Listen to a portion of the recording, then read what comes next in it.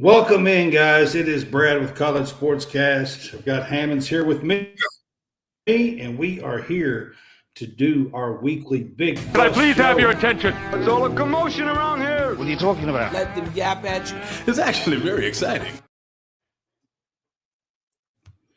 What is up, guys? It's the Big Flush show with College SportsCast. I know something else. That's actually. What's up? I said I know something else that's actually exciting. Oh goodness. Oh good. Oh me.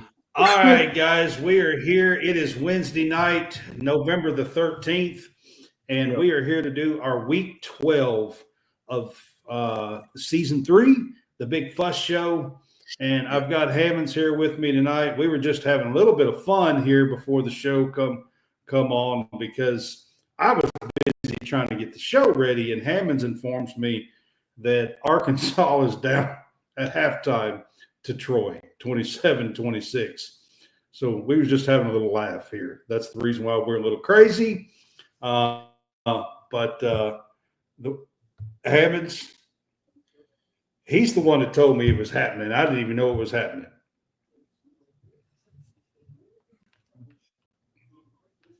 You ain't got nothing to say about it? I mean, you know. All right. Hey, All right. Here's my thing, welcome Brad. to College SportsCast. I'm glad it's not my problem anymore. That's all I'll say. I'm just glad that's not our problem anymore. I'll leave it at that. Yeah. 1,000%. That's all I got to say. Yeah. Welcome to College SportsCast. Hey, you can help support us by sending stars, or you can subscribe to our page, and it's only 99 cents a month, and we would appreciate that. That does help us to earn money to continue to make more content for you guys. What's up, Jerry? So I got a bone to pick I with appreciate Jerry. you being here with us. I got a bone to pick with Jerry. I posted something the other day, and he wrote underneath it, "Go 49ers." We don't allow that on my page, just so we know.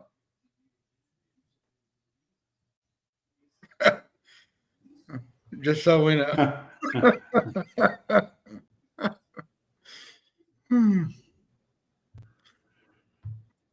Jeremy's with us. What's up, Jeremy? What's up, Jeremy? Wildcat Country on Facebook. You might know him from there. Yeah. So, all right, guys, we're here to do the Big Fuss Show. I do want to start off with something about Kentucky here real quick. Today, the women's team got a big 5-star commitment. And just off the top of the show here, I do want to make a mention of that. Caitlin Kerr is a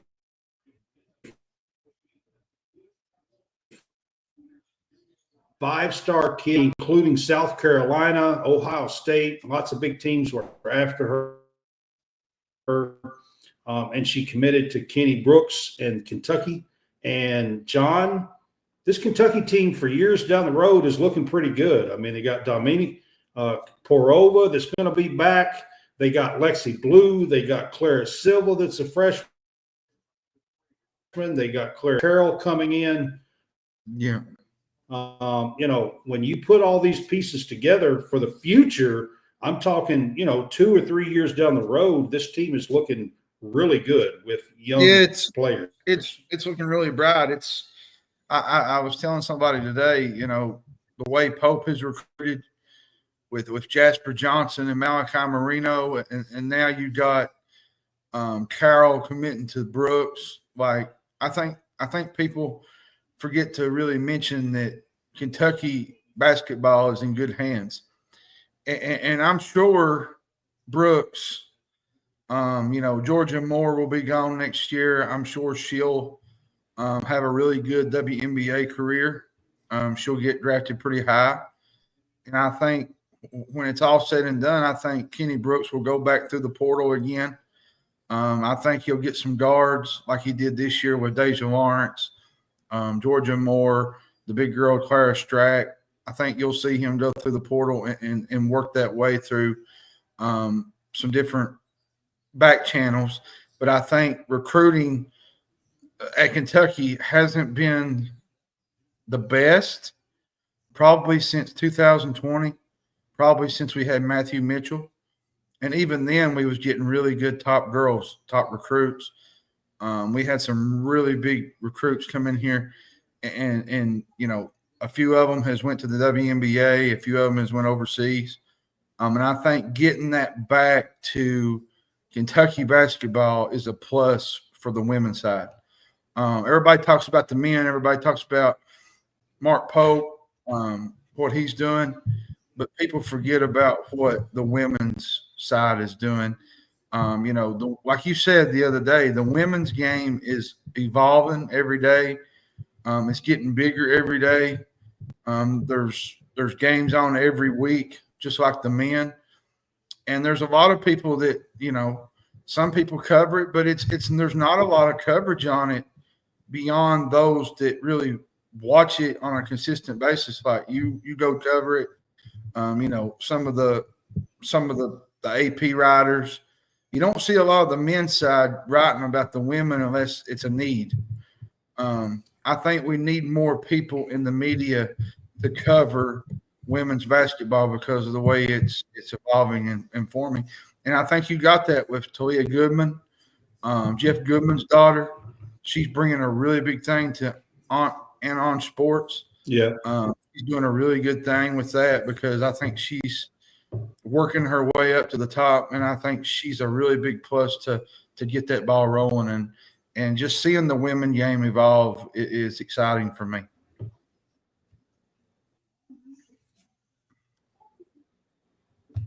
Yeah, I mean, all of that's great, and the women's game does need a little more coverage as far as media coverage, but the popularity of the game is probably at an all-time high.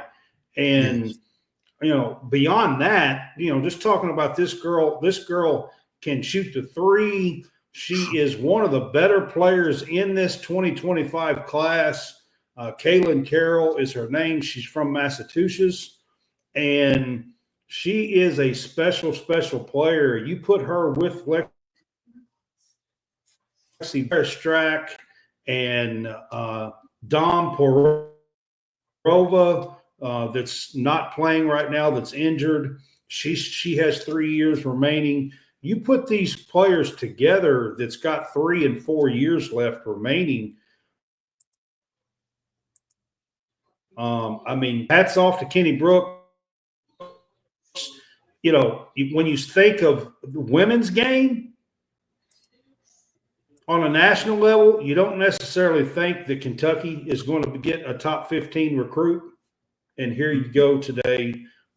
He gets a big commitment. So hats off to Kenny Brooks. And to add to that, she was even looking at South Carolina. So Kentucky got a really good recruit out of this. This is not just any kind of recruit. Like, this is a girl that is being recruited by some of the best colleges in the country, South Carolina, North Carolina. So Kenny Brooks, congrats to picking up that pledge, and hopefully she'll add to the future for next year.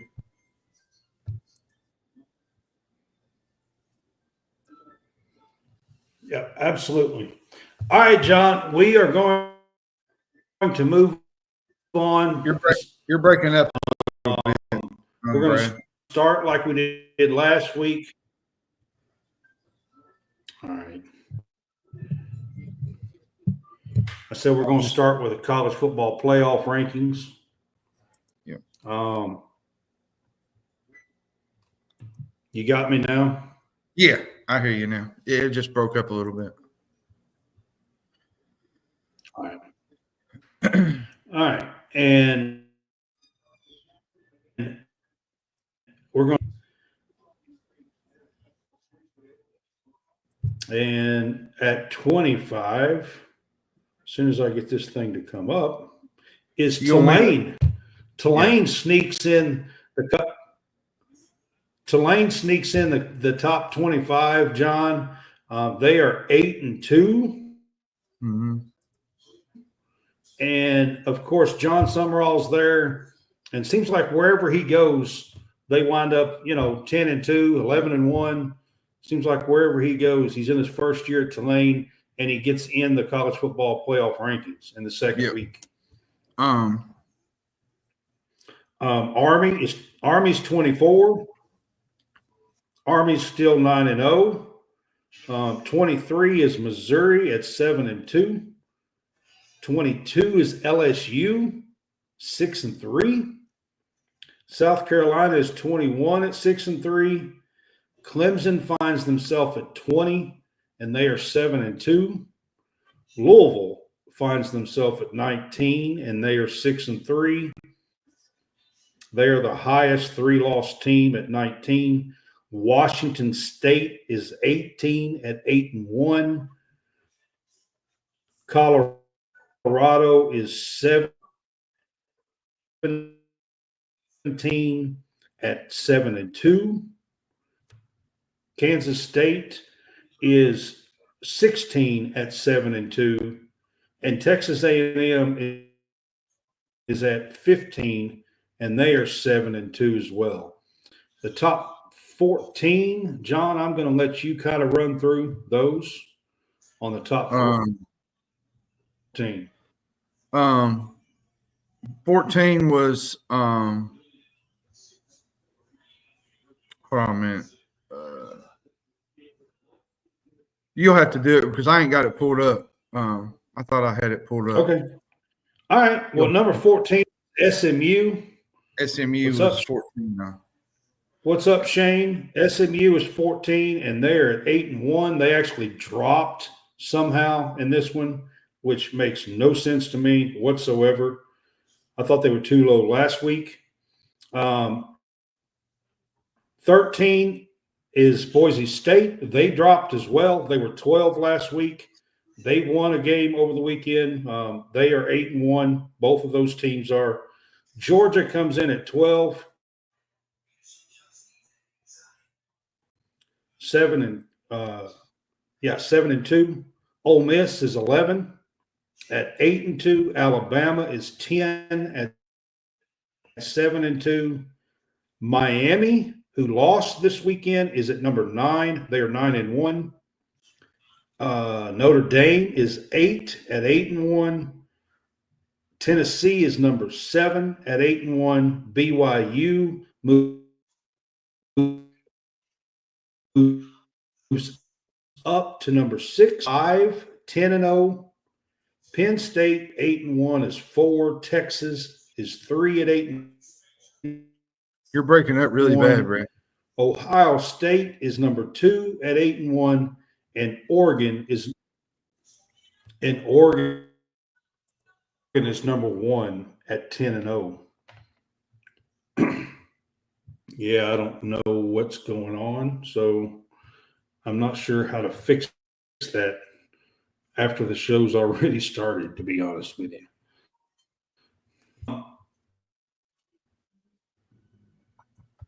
John, where's the problems? Who do you think is too high in this poll? Well, in these I rankings? I thought that Penn State should not be over Indiana. I mean, what is Penn State's best win? You look at the resumes and you could probably put Indiana over them. The other one was Arkansas. Arkansas. I got Arkansas on the brain tonight.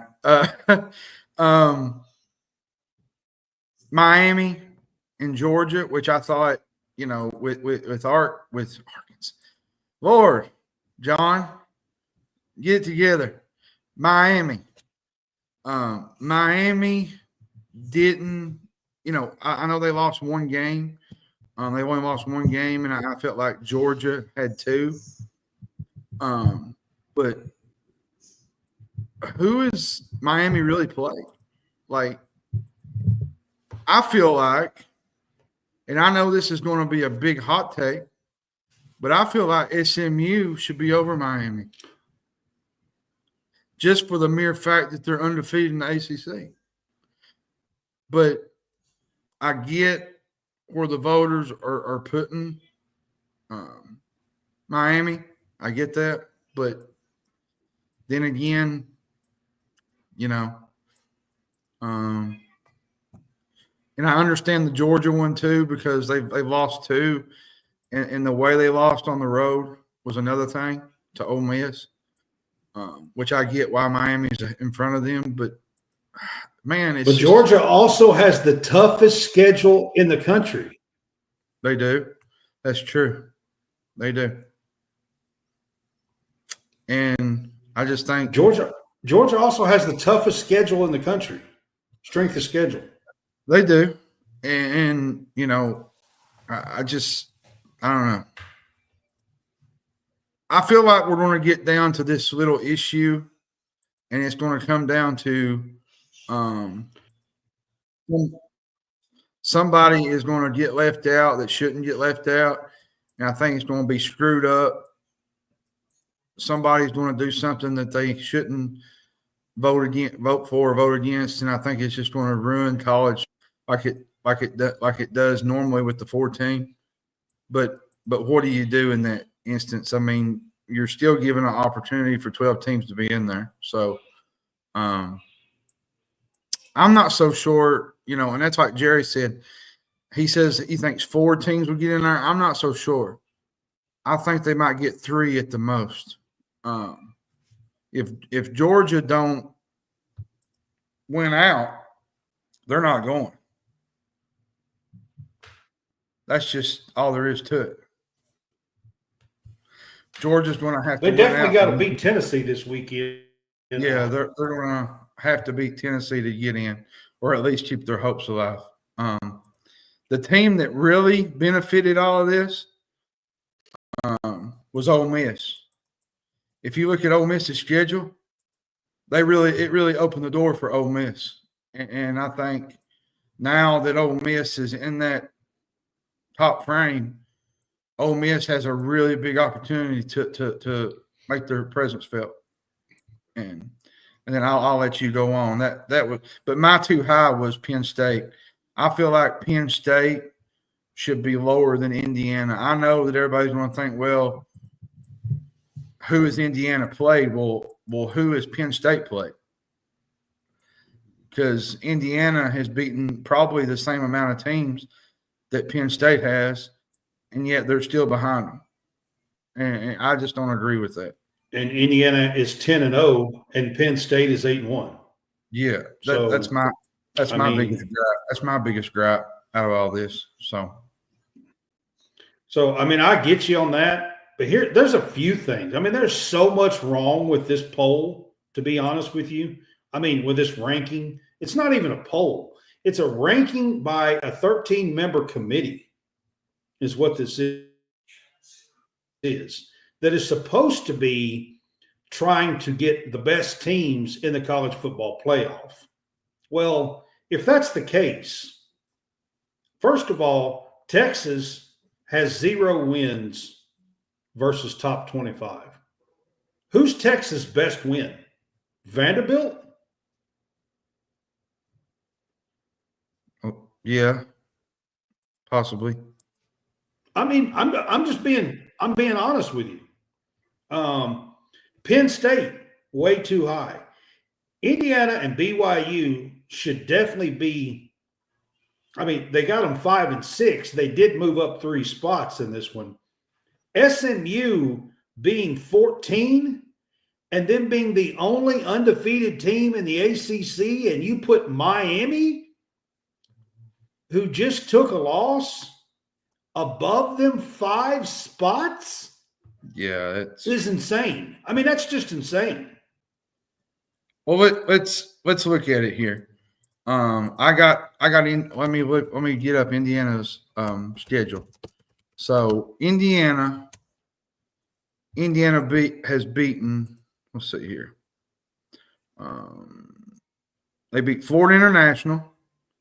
They beat Western Illinois. They beat UCLA. They beat Charlotte. They beat Maryland. They beat Northwestern, Nebraska, Washington, Michigan State, and Michigan. Well, let's pull up Penn State's schedule. This is going to be interesting because I looked at this, and this is what's got me. So they beat West Virginia, beat Bowling Green, barely beat Bowling Green, Kent State, Illinois, UCLA, USC, Wisconsin, lost to Ohio State, and beat Washington. You're telling me that Indiana's schedule is about the same as theirs, and Penn State is ahead of them? Because it doesn't make any sense. It's basically the same schedule except for USC. And USC is in a down. And USC is 4-5. They're 4-5. Yeah. Like here's where my take. And Jonathan Garrison's over here, and I've heard this argument. Well, it's going to work itself out because the ACC champion's going to get in anyway, and it's going to work itself out. Well, that's not the purpose of these rankings, of these committee putting out a ranking each week. It is supposed to be a snapshot of what is going on right now, this week. After week 11, heading into week 12, it's supposed to be a snapshot of what is going on in the college football landscape right now. Well, right now, SMU is way better off than Miami. Miami should not be there.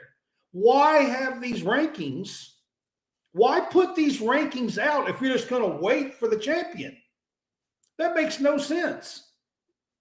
Here's another. Hell, you could say that about any season in any time. Here's another thing that really gets me is I know you play who you play, and your schedule is your schedule. But you see these teams like Penn State, you see these teams above, they do all this greatness in the regular season. I call them regular season champions, great regular season teams. And then they get into the, playoffs and there's no competitiveness from them. Like, it's like they don't even compete. It's like the cut, like Miami. Like, who's Miami really going to match up with and beat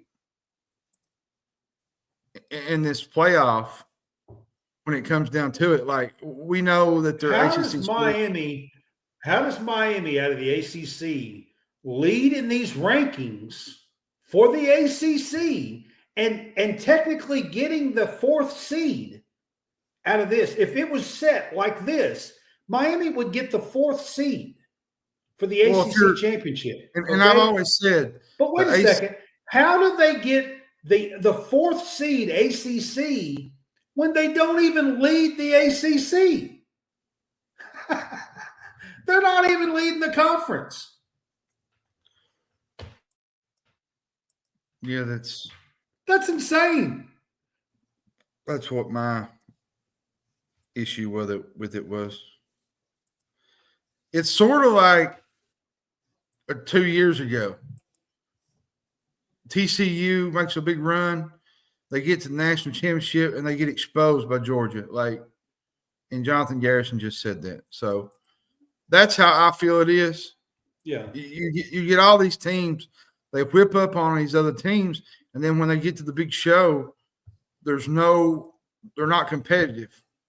And I'm not saying that you're not deserving of that bid or that berth, but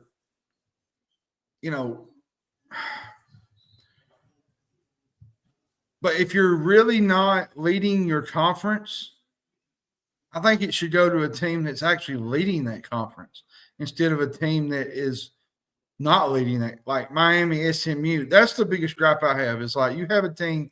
I don't get SMU. Why do we have these rankings? Why do we have these rankings come out late in the season like this each week if we're just going to wait and see what happens? It's going to work itself out. Look at SMU. Look at SMU's resume compared to Miami's. Like, it's night and day. Like, they beat Louisville on the road. They have top 25 wins. Yeah, they do. And 2 of them. to me, it should be. And a 3-point loss at BYU. Let's not forget that one. It's not bad. I mean, they're undefeated.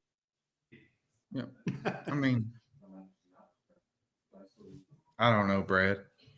Compare the losses. Matter of fact, let's compare Miami and SMU's loss.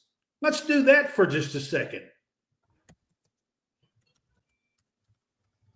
I mean, it's not even close. It's night and day. Well, here's SMU has beaten Duke in overtime. They lost to 3 to BYU. Let's see. They beat Pittsburgh, which is a top 25 team. Pittsburgh's in the top 25. And beyond that, that's all they're getting. They beat Louisville. And the last 3 games they play Boston College, Virginia, and California, which neither 3 of those teams are in the top 25, but still, I think you have to still look at what SMU, their body of work, compared to what Miami's done, because what has Miami really done? I mean, because if you look at Miami's schedule, let's see, I gotta look it up here. They barely survived at California. That's a team that's about a 500 team, 4-5, 5-4. They beat Florida A&M. They barely beat Virginia Tech. That they was saved by a Hail Mary call. They barely beat Cal. They did beat Louisville on the road. They beat Florida State. Now they beat Duke. They lost to Georgia Tech. Now you're telling me a team loses to Georgia Tech, and yet the ACC team is still undefeated in SMU? Compared to losing to an undefeated BYU at their house? Yeah, by 3? That's why I have a problem with some of these. That's why I've always said I have an issue with the NCAA tournament committee. I'm not against adding 72, 76 teams, but it's all about who you beat. And if it's not who you're beating, then what's the point of doing these rankings every week? Like if you beat a certain teams, like it's just like, let's take Georgia. How does Georgia fall out of the top 12? Miami stay in, and Georgia has the toughest strength of schedule in the country. Well, I'll give you the reason for Georgia, I think, was how they played against Ole Miss. That had a lot to do with it, because they look at how you play on the road, they look at all different sides of it. And I think it's how they lost to Ole Miss is why I think they was out. But here's the thing, Georgia, if you want to redeem yourself, if you beat Tennessee this weekend, you're possibly back in the hunt. You're probably back in the top 12. They will be. They'll be back in there if they beat Tennessee. Yeah. So, Brad, here's my a low team, and then they close the season out with Virginia or with Georgia Tech. They play UMass, and they play Georgia Tech. Here's the thing. Yeah. We could sit and discuss this all night, and we could have different scenarios of why this team, why Team A didn't beat Team Y or Team B didn't beat Team A. But at the end of the day, this is how they do things. And I'm not so sure that it's even going to fix anything, even if we do this 12-man playoff, because there's still going to be somebody that's going to be left out, and there's going to be question marks. We're going to have another. Let's take a look at some of the teams that could be left out that I think should still have a legitimate shot of getting in. Okay.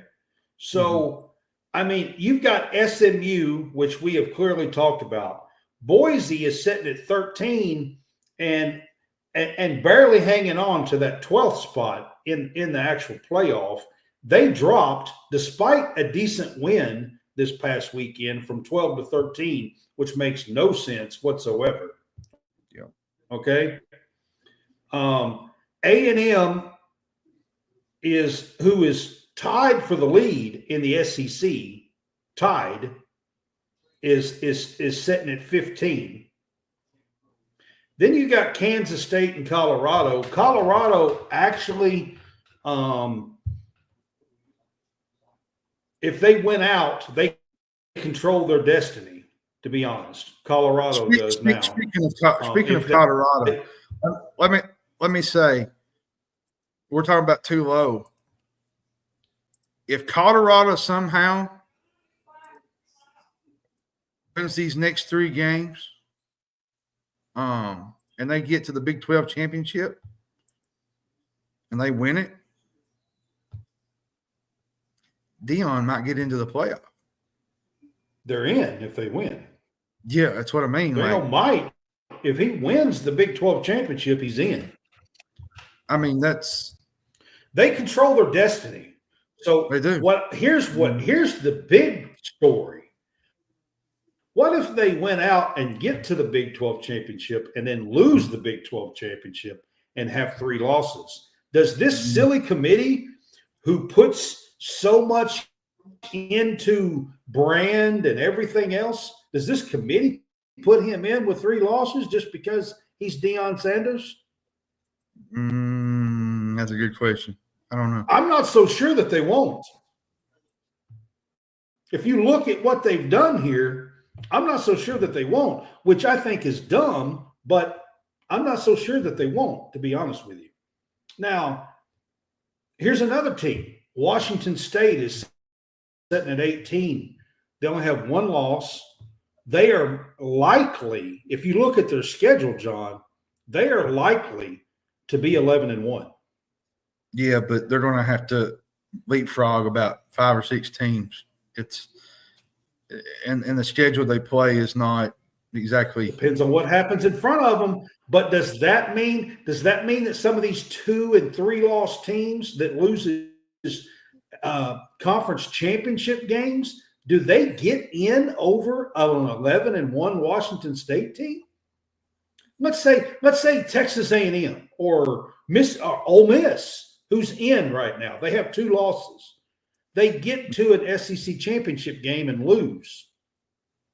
Does Ole Miss get in with 3 losses over 11-1 Washington State team? I think they do, just for the mere fact of their wins. Like Georgia, a lot of these, I know everybody says, well, they're in the Mountain West, like with the Mountain West. I think they're playing with the Mountain West this year. I think Washington State is. If you look at the schedules, the committee is going to look at who have you beaten. And I think that's where Washington State is probably going to lose out, because now they did beat Washington. For me, I'm just saying, for me, though, I'm going to tell you right now, I don't think it's right to leave out an 11-1 Washington State team and put in a 3-loss Big Ten, 3-loss SEC. Well, 3-loss. We had this same discussion with FSU last year. The schedule they played, the teams they beat, and then boom, they was left out, and you see where they ended up. A carnage. Yeah, but that was a 4. That was only 4 teams that got in there. Yeah, and one of them had to be left out. This is different. This is putting in a 3-loss team into 12 when you have spots and you can put in a 1-loss team that probably deserves to be there. Now, are they gonna have a chance to win? I don't know. Georgia could do the same thing. Georgia could win out, maybe get to the SEC championship game and lose and have 3 losses.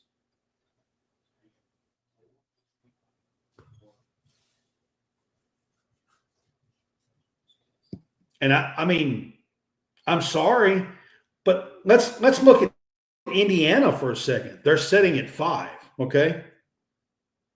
Let's just say that Ohio State beats them and they finish the season 11-1. Are you really going to sit here and say there's not a chance they won't be left out? Because I think there will be. Yeah. Does a 3-loss SEC team get in over 11-1 Indiana after a 10-0 start and set at number 5? I think because that's a real legitimate question. Yeah, I think they do. That's a legitimate question in that regard. And you know I'm right. Yeah, it is. I mean, because they're sitting at 10-0, they play Ohio State in a couple of weeks. They got a bye week this week. They're off this week. Yep. So, yeah, that's a real good question there. So those are some of the questions I have with this committee. That's why I say Indiana deserves to be higher, because where they are in this season. You got to reward these teams for being. If Indiana finishes 11-1, I don't care that Ole Miss or Georgia or whoever. Here's another aspect of this, Brad. Is I've heard teams say, "Well, you're rewarding teams, and then they're getting whipped in the college football playoff." Well, you got to reward their regular season accomplishments. If they end up 11-0 and they beat Ohio State, and then they get to the college football playoff and they lose. Look, that's what the first round of this college football playoff is for. Then you get it down to the 8, and then you have good games, and you play those good games, and you finish your quarterfinals, your semifinals, and your finals. Now that it's 12 teams, that's what the 12 teams and those opening rounds is for, is to give some of these teams that deserve it. Now, if there is a whole gaggle of teams that are sitting at 2 and 3 losses, that's fine. But if you've got 11-1 Indiana and 11-1 Washington State, and you've got 11-1 teams or 12-0 teams, and you're not letting them in the playoff for that opening round, my personal opinion, that's wrong. I'm not. You're not going to get a bunch of those, but you might get a couple of them. There might be a couple of them that finish like that, and there might be one that you wouldn't think would get or lose in the college football playoff, and they had a great regular season. They get in there and they actually go to the championship. We've seen that with TCU. Yeah, they beat Michigan, which Michigan was a really good team. Yep. I felt like that year Michigan was probably the only team that could probably compete with Georgia, and TCU went in and they won that game. So yeah, they did. I mean, it's all about that one game 100%. Chance. But I've always said you have to reward teams for their regular season, even though with their schedule and if they're ranked high, you have to reward those teams with an opportunity to play, because if you don't, you might as well just take this whole college football playoff and rip it apart, because you're just going to destroy it as it is. So, like I said, that's what the opening round is for, if you ask me. I mean, and I'm not saying you let all of them in, whatever. I mean, most of the time you're only going to have 1 or 2 of these teams that are at 0 or 1 loss, and that kind of stuff. Just like I'm talking about with Indiana, they're 10-0. It could happen. They lose to Ohio State, win the next week. They're 11-1. They don't make the Big Ten championship game because Oregon's undefeated, and they lose to Ohio State, and they only got the 1 loss. So it's Oregon, Ohio State. Indiana doesn't make it. They're sitting at 11-1. I'm sorry, but they deserve to be in over a 3-loss SEC team. Playing, and even if that 3rd loss is in the SEC championship, Alabama, Georgia, Ole Miss.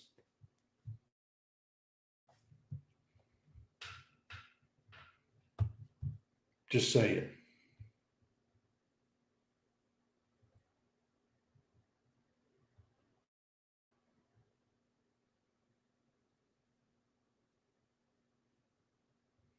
All right, I'm trying to go back and look at these with Jonathan and Jerry because I know some people are not going to agree with me on that, but to me, it's pretty simple.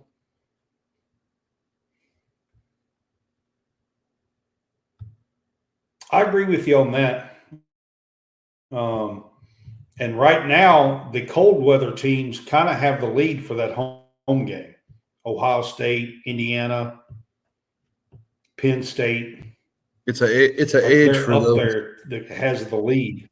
You know, Greg McElroy brought out a good point yesterday when they was discussing this. He said teams that are in the colder weather area, like Indiana, the northern teams, he said they would have an edge against these teams that are not used to that kind of weather.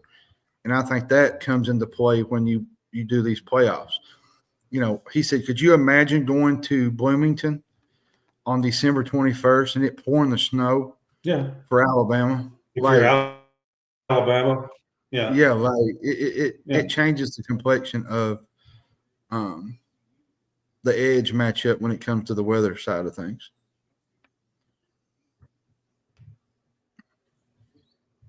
So, Jerry, like I said, I get it. I know some people are not going to agree with me when it comes to that, but there is a very likely scenario that Indiana is sitting at 11-1 and not in the Big Ten championship game. And some of these 2-loss SEC teams who might lose in the SEC championship, and they have 3 losses, and who gets in and who's not. There is a very likely scenario that happens right now. Yeah. And I put Washington State in there too, because they could be 11-1 as well. So, you know, there's a couple of teams there that I think that could happen to. And that's the reason why I was talking about it here on the Big Fuss, because that's what we are. I'm trying to fuss and say what I think is actually right. So, you know, that's what we do here, the Big Fuss. All right, John, we're going to switch it up, and I'm going to go to college basketball. Of course, last night, the Champions Classic happened last night. We did do a show where Kentucky beat Duke late last night in the Champions Classic, and it was a fun night.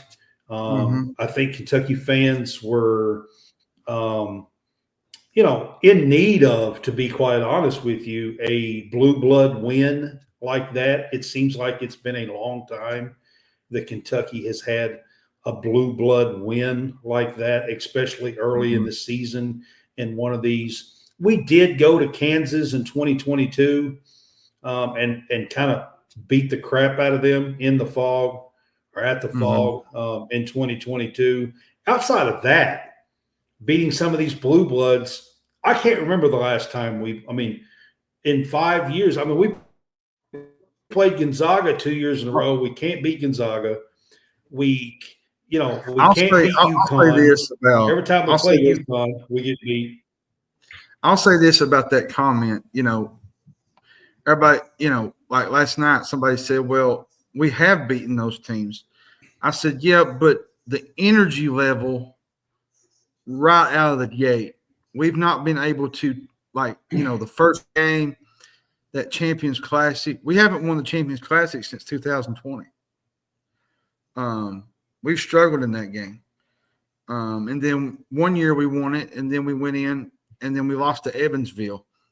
It's the little things like that it feels different, because you're winning the games that you feel like you should win and give that energy and vibe with. You know, I was sitting with my mom last night and we was watching the game, and I said, when was the last time we went down this rabbit hole or this late in the game and just closed the game and it go for us instead of the other side? I think you mentioned that with with some of your family.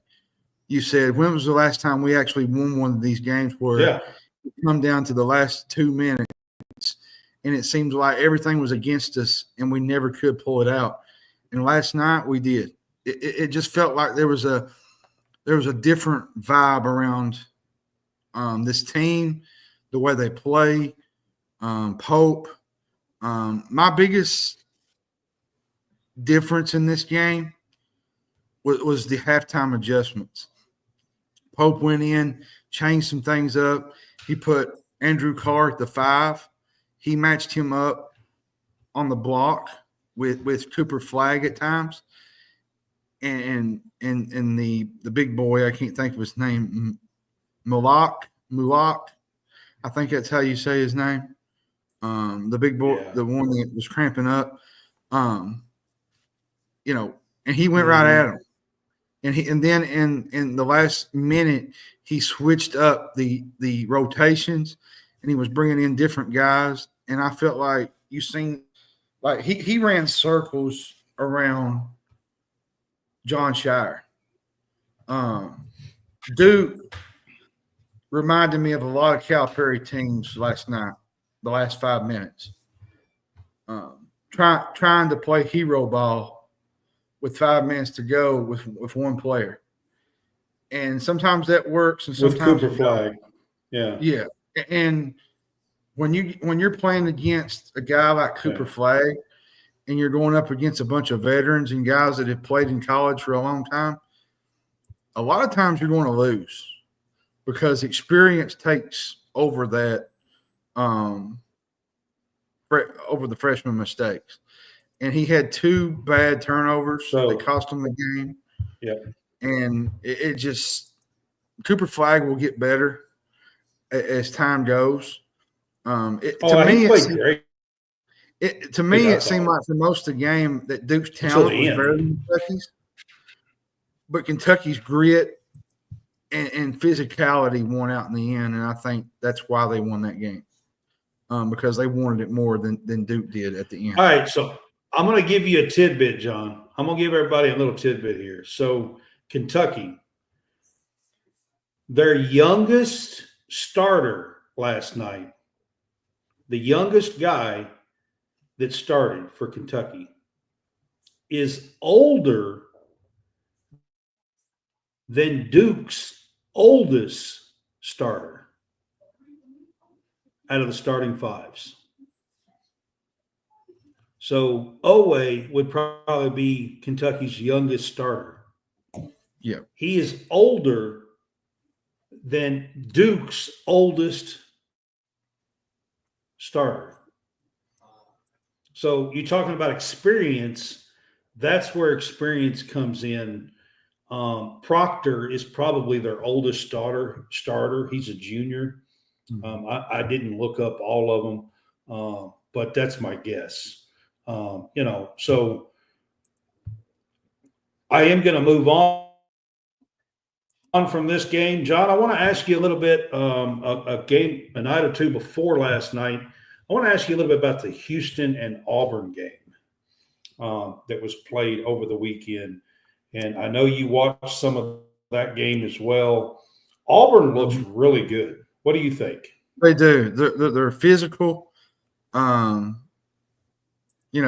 watched the second half quite a bit, and it felt like they had gotten to figure out what Auburn was wanting to do. They went out to 9 points. They pushed it to a double-digit lead. To Hod Pettiford, he had he's a really good basketball player. He scored 15 points in the second half against Houston. The main thing that I love about Auburn is their defense. The way they grind. They held Houston to 41% shooting. Johnny Broome might be one of the best players in the SEC. I wouldn't go as far as say that he might be SEC Player of the Year, co-captain next to Mark Sears. Like he's that good. Bruce Pearl has been consistent at Auburn. He wins. They had a couple of years there where they wasn't really great, and he took them all the way to the tournament, and he still got what he could out of. Pearl gets what he gets out of those kids. I always say that he gets the most out of all those kids, regardless if they're not that great. They're still always going to be a team that plays physical, plays defense. And when they're running their offense, they can run you out of the gym when they're hot. And which that's not to say that Houston's not going to be great either. Really good. Houston's going to have a great team too. They're going to be in the top 5 all year, top 10. So, but Auburn to me looks like the team next to Alabama is going to contend for the SEC championship. And now that we're talking about Kentucky beating Duke, I'm not so sure that Kentucky's not in that same category now. Them in Tennessee. So I think you're going to see those 4 and maybe a few others get behind them. Florida, Arkansas, those. SEC is going to be fun to watch this year. But I really enjoyed the Auburn game Saturday night. They're a lot of fun. John, I wanted to ask you about Kansas. Kansas played North Carolina. I've learned is this team's a lot more they're deep. They're a lot more experienced, I think. You got Hunter Dickinson. He's back. He had 28 points last night. To me, this game was personal for Hunter Dickinson because he willed them to win this game. After it being not as pretty in the first half, this game won't be put on a theater show anytime soon. It was ugly at times. The shooting in this game, but Michigan State to me, on the other side too, there's still a lot of pieces there. Jace Richardson, son of Jason Richardson. I'm getting old, by the way. When you talk about that, like he was on one of those Izzo teams that had Mateen Cleaves in that era. He's going to be a really good player. Fierce is going to be a good player. Xavier Booker. But last night to me was all about Hunter Dickinson. He's a really good player. He can shoot it outside. He can go in and out, and he can do a lot of things. And Zeke Mayo is a really good player. DeJuan Harris is a really good player. The thing about Harris, he's a really good defensive guy. Now, every now and then you'll have AJ Stores, and Rylan Griffin, the transfer from Alabama. He's really good. Looking at Michigan State, I'll say this real quick, and then I'll let you. You could really tell they miss Tyson Walker. They lack a lot of perimeter shooting. They don't have the perimeter shooting they had a year ago. A lot of people thought that Jaden Atkins and Jeremy Fears would take over for that backcourt, but they did not shoot well last night. Now, they got a transfer from Omaha, Frankie Fiddler. Frankie Fiddler is really, really good. He put some good moments together last night. But they shot 3 for 24 from three-point range. And I say that to say this with Michigan State. I think the Tom Izzo era, that's something I kind of wanted to bring up. I think it's getting ready to come to a close. If you've watched some of the games recently in the last couple of years, he just don't look like he kind of reminds me of Saban. Where you just get to the point to where it's just you've done what you've done. and just go out on top. And I don't know how he feels about the whole NIL, but it just seems like Michigan State used to get all the top recruits and all these top players, and now they're going everywhere else. It seems like Michigan State's not in the running for these guys anymore. And it just seems like they're more so going to the portal. And to me, I just don't see Michigan State being a top program like the Kansases, the Kentuckys, the now the UConns and the Creightons. It feels like Michigan State has kind of been left behind in the college basketball landscape. Do you think that? Yeah, I mean, I don't think they're where they used to be, but I'm not sure if Izzo's ready to hang it up or not. But I don't think that.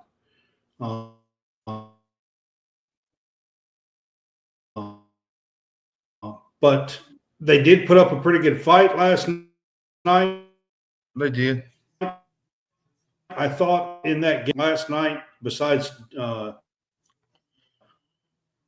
Hunter Dickinson, I don't really think either team played particularly well in that game last night. Of course, Kansas, I do think, has more weapons than they had last year, which is a good thing because last year that was their key.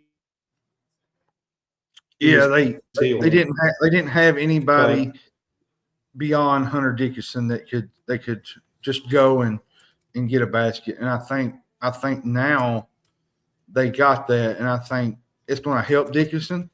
But I think also they just didn't really shoot the ball that well last night. Now they did play well against North Carolina. But you got to remember they was playing at the Fog. They weren't playing at a neutral court. So we'll find out about Kansas coming up. They play Duke coming up in a couple of weeks. They play Creighton. They play Arizona State. They play Cincinnati on the road, I think. So we'll find out where Kansas stands in a couple of weeks when they play Duke. I'm interested to see how Cooper Flagg and Hunter Dickinson what happens in that round one game. That's going to be because Hunter Dickinson likes to kind of shove it around. Yeah, that should be a fun one. And see what he, because Dickinson likes to run his mouth a little bit. Now I'm interested to see what Cooper Flagg does. I'm interested in seeing that matchup. And and the thing about Dickinson, he's not a great defender. He's really not. He's more of a scorer. Yep. And so.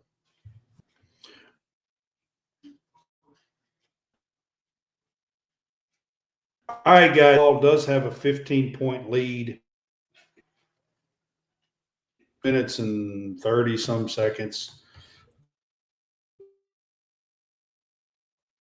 left in the game, it looks like, in the second half. I just thought I'd give you guys an update on that.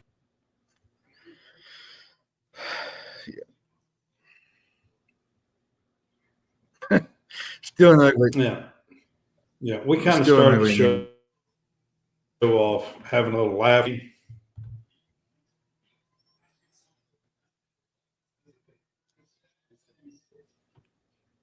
Before You're breaking up the air. I appreciate everybody being with us.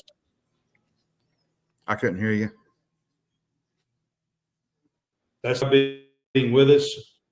We're going to go home for the next times. So, all right.